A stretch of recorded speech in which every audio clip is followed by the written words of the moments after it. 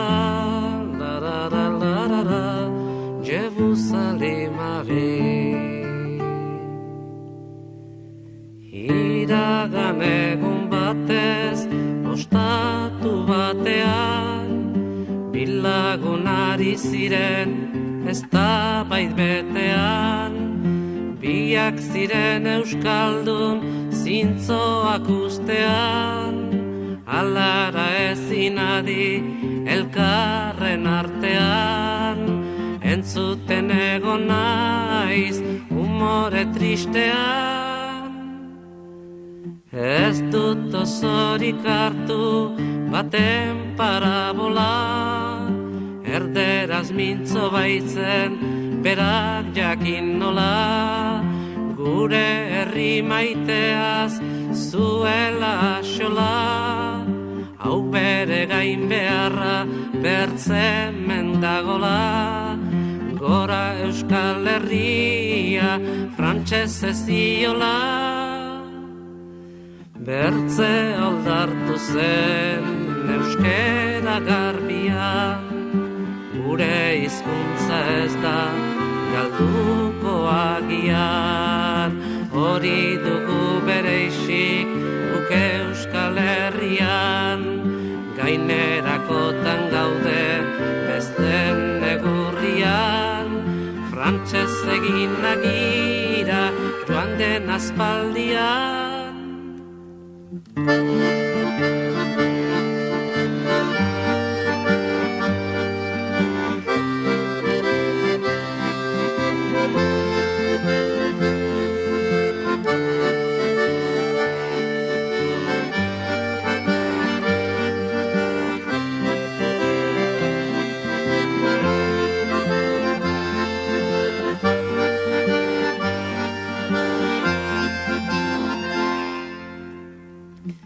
Gizon horietan zugaitzonekoa, batek ondoa zuen bertzeak ostoa, gauza arrado hori ez dut gustokoa, mendian biziarren dut ikustekoa, gaztainaren aldaskez jantziripagoa. Baterria goratzen arrotz baten gisa, arrotz nahiak berriz herriaren hitza, gure aha egindu gaiten garbi mintza, lainopean bezala galduak gabiltza, ez daizke bi nagusi batean zerbitza. Elkarri direlakotz bigizon jazarri, gauza bat bera dute dipuzketan zarri, erakatsi nahi dut nik puskak elgarri, gure hizkuntza eta gure Euskal Herri, konparatzen baititut izaite bateri. Anai arrebak entzun enea hotxa, izaite bat ez daike ez urutxez osa, herria da gorputza hizkuntza bihotza, bertzeti bere istean bitarik bakoitza, izaite horrendako segurra hilotza.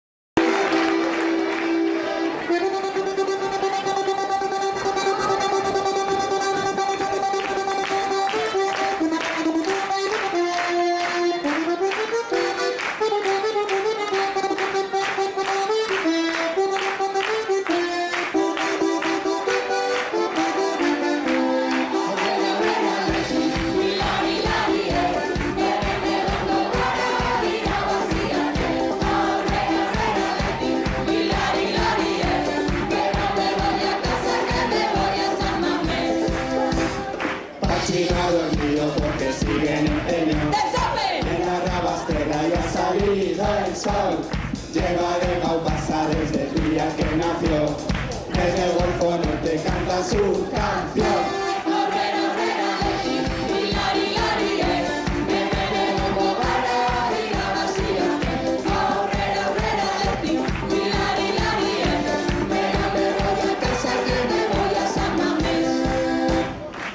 Si tuvo un sueño y una tarde lo cumplió, se subió en el arco como un campeón. Un bocata de tortilla, pipas y porrón, y la catedral cantaba su canción. Aurrera, aurrera, Pachi, hilari, hilari, que me dejó